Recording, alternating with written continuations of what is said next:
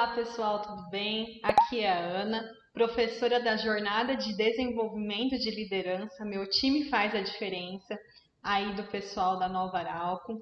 E hoje, como nós não pudemos estar juntos presencialmente, eu vim aqui deixar uma palavrinha para vocês de forma online a respeito de algumas reflexões importantes e também de algumas atividades para vocês realizarem durante essas próximas semanas.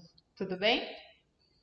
Bom, recapitulando um pouco sobre o que a gente viu, né, nas nossas últimas aulas, nós vimos muito sobre a questão de protagonismo, gestão das mudanças e fases que a gente enfrenta aí durante os processos de mudanças na nossa vida pessoal, na nossa vida profissional.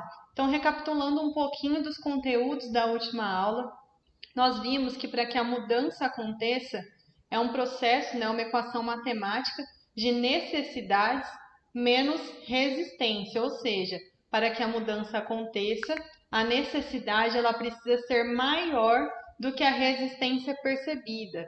E nós vimos aí alguns exemplos também durante a aula de como esses processos de mudança acontecem ou deixam de acontecer nos ambientes organizacionais.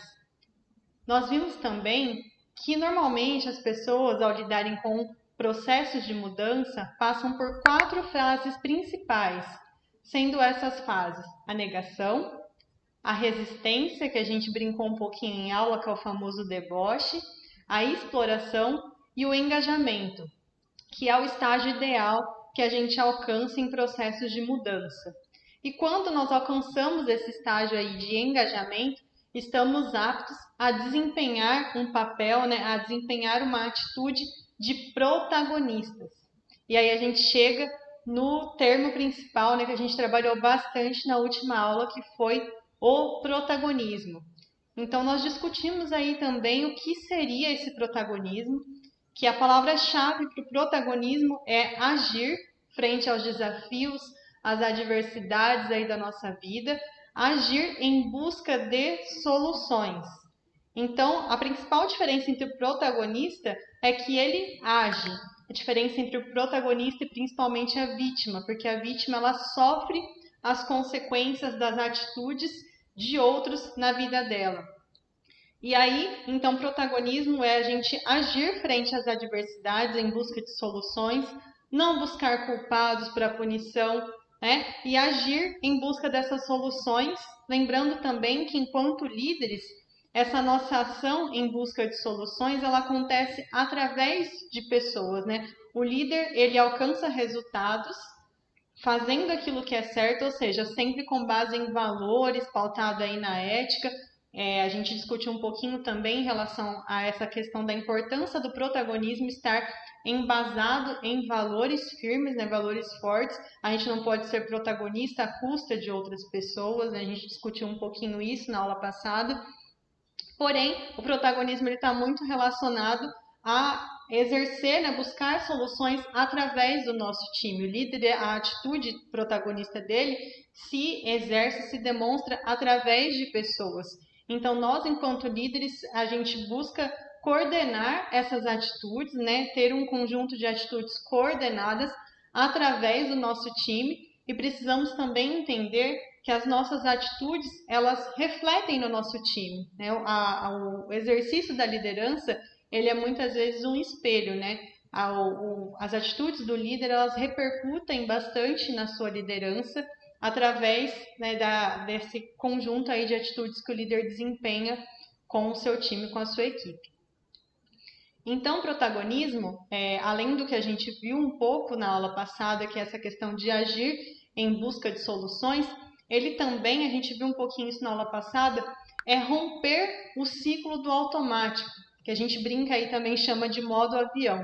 É a gente viver com consciência, agir de forma consciente para fazermos as nossas próprias escolhas. Ou seja, a gente romper esse ciclo aí do automático, do modo avião, para fazer escolhas conscientes diante daquelas circunstâncias em que nós nos encontramos. E aí, algumas pesquisas mostram, né, que se a gente for parar para pensar, quanto tempo da nossa vida ou quantos % das pessoas agem com essa consciência, com essa atenção plena nas suas vidas, em todas as esferas da sua vida, naquilo que elas estão fazendo. Algumas pesquisas mostram que esse percentual está em torno de 2 a 3%, ou seja, 97% do nosso tempo ou 97% das pessoas não estão fazendo escolhas conscientes. Olha só que dado bem relevante que a gente encontra aí. E para pensar um pouquinho sobre isso, eu trouxe algumas reflexões, algumas perguntas para você, que eu acho importante que você refletir. Se quiser compartilhar comigo individualmente ou na próxima aula, eu vou estar aberta aí, muito curiosa para saber o que você pensou sobre isso. Primeira pergunta é: o quanto eu estou presente nos momentos da minha vida pessoal, da minha vida profissional, e o quanto eu tenho consciência do meu comportamento e das minhas escolhas nas diferentes esferas da minha vida? Essa é a primeira pergunta, a primeira reflexão aí que eu deixo para você.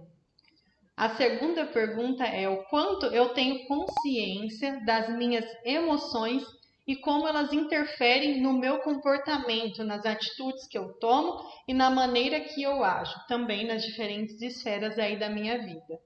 Essa é a segunda reflexão que eu estou deixando aí para você. E a terceira é: o quanto eu realmente ajo e o quanto eu reajo, quanto eu sou reativo, instintivo nas diferentes esferas aí também da minha vida. Essas são as 3 reflexões principais que eu deixo para vocês, e se quiserem compartilhar individualmente ou na aula, vou estar aí à disposição para ouvir vocês. E o último conceito que nós vimos na aula passada foi sobre o mindset ou modelo mental, trazendo aí para a língua portuguesa. O mindset ou modelo mental nada mais é do que a maneira de lidar com a realidade. É como se fosse uma lente através da qual eu leio, eu interpreto essa minha realidade. Então, o modelo mental, de acordo com a Carol Dweck, que foi quem trouxe esses conceitos de mindset fixo e mindset de crescimento, esse modelo mental ele pode ser um modelo mental fixo ou um modelo mental de crescimento. Como o próprio nome diz, um modelo mental fixo é aquele que interpreta, como se a lente que eu coloco sobre os eventos, sobre as circunstâncias da minha vida, fosse uma lente fixa, estagnada, sem possibilidade de mudança. Então, quando eu interpreto que todo o meu entorno, todos os eventos da minha vida não têm possibilidade nenhuma de mudança, o melhor que eu tenho a fazer é me acomodar, né? Aceita que dói menos, como diz aí o meme que circula por aí, ou então me acostumar, né? O que eu posso fazer é me acostumar mesmo nessa situação, porque não tem possibilidade de mudança. Se conformar. Esse tipo de modelo mental, ele traz consigo, ele incita uma atitude de inconformismo perante essa realidade.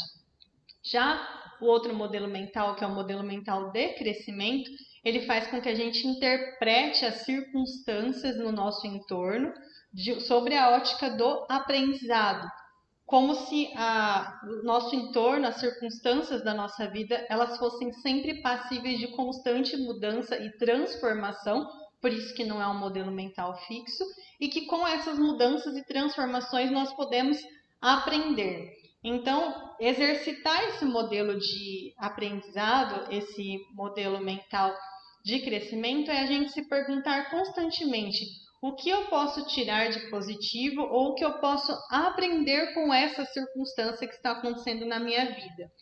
E aí, quando a gente exercita esse modelo mental, quando a gente se esforça conscientemente para poder exercer esse modelo mental, nós estamos gerando o nosso crescimento, e o crescimento principalmente dos nossos conhecimentos e das nossas habilidades. Por isso que esse modelo mental é um modelo que incita o desenvolvimento, que é a questão do crescimento de conhecimentos e crescimento de habilidades também.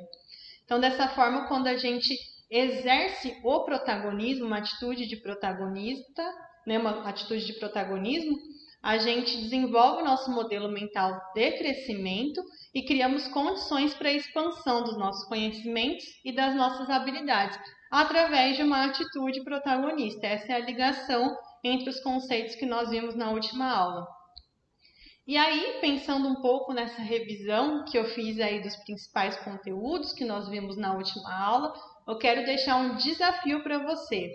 Qual seria, então, a ligação entre esse conceito de protagonismo e de modelos mentais e o conceito de liderança? Qual que é a relação entre protagonismo e liderança? Esse é o desafio que eu deixo para você responder para a próxima aula. Essa é a tarefa que eu vou dar aí para você nessas 2 semanas.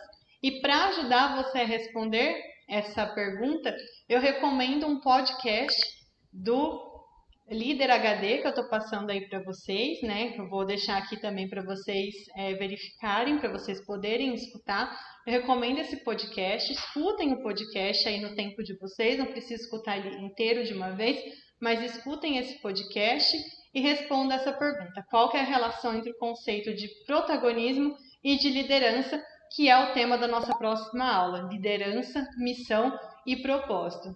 E eu espero vocês. Obrigada e até a próxima.